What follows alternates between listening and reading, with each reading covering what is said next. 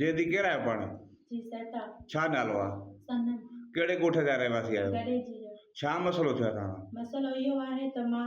पंहिंजे सावरनि मां रहियल हुयमि मुंहिंजो मुड़ुसु ग़लति कमु कराईंदो हुयो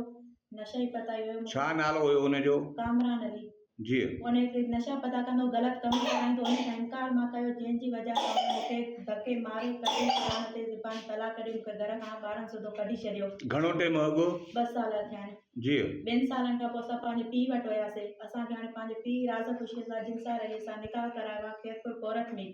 हाणे मुंहिंजा मामा ऐं मुंहिंजा सावरा जेके आहिनि जिनसार जा घर वारा जिनसार माउ भेण मुंहिंजे सावरनि सां मिली हुननि मां 2.5 लख खाधा अथनि ऐं हाणे असांखे धमकियूं था ॾियनि औज़ारनि सुधो दर ते अचनि था असांखे मारनि था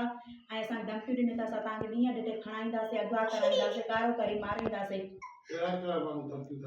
तव्हांखे धमकियूं कहिड़ा कहिड़ा माण्हू था ॾियनि इमरान कामरान पोइ तव्हांजो छा थींदो आहे रिश्ते में कामरान मुंहिंजो घर वारो इमरान मुंहिंजो ॾेर आहे मज़हर ॾेर आहे माजिद ॾेर आहे जेके धमकियूं था ॾियनि ऐं मुंहिंजो मामा ज़ुल्फ़कार ऐं मुंहिंजो मामा अलारासी ऐं मामा हमीद ऐं हुन ज़ुल्फ़कार जी ससु या ससु ऐं ज़ाल इहे सभु पाण में मिलियल आहिनि जिन पैसा खाई ऐं असांखे पोयां पिया आहिनि असां जिते रहूं था पंहिंजी न्याणी वटि मुंहिंजो घर वारो हली रहे थो त इल्ताफ़ अली उनखे बि धमकियूं था ॾियनि त असां तोखे बि माराईंदासीं जो तूं हिननि खे रहाए थो ऐं साथ थो ॾिए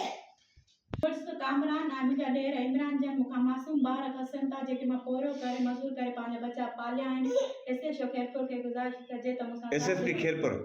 जी गुज़ारिश थी कजे त मूंसां साथ ॾिनो वञे मूंखे हिननि माण्हुनि मां सख़्तु ख़तरो आहे तहफ़ुज़ फराहम कयो वञे तहसील करणु मुंहिंजो नालो जिनसार आहे जंहिंसां प्यार आहे मां हिन पहिरियों कयो आहे कंहिंसां प्यार जो परणो कयो आहे सनम सां जी हाणे मूंखे माउ सदोरा में ई माना भेण कस्बा में ख़तरो आहे 24 कलाक उहे तोखे छा था चवनि उहे चवनि था तोखे माराईंदासीं माना खणाईंदासीं ॿार बि खणाईंदासीं ऐं तोखे जाते असांखे हथ ऐं तोखे गोली हलाईंदासीं 24 कलाक एसएस खेरपुर मूंखे तहफ़ुज़ फरमाई वञे तहफ़ुज़ फराहम कयो वञे तहफ़ुज़ फरमान कई वञे